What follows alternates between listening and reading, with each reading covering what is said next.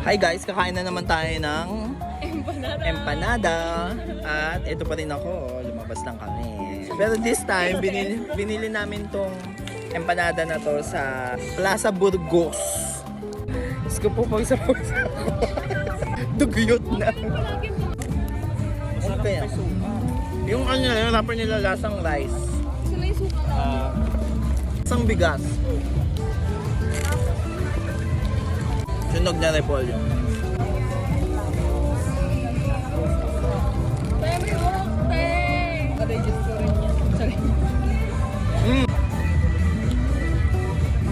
Dominant ang lasa ng longganisa.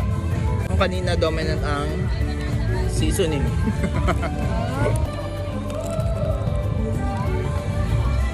Nothing beats the Jet 2 holiday. Right now, 50 pounds a person.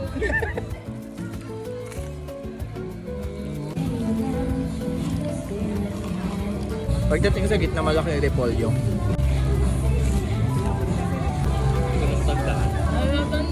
medyo. Tignan mo na yung ayaw. We're done with the empanada. Totoo. Guys, bye. Like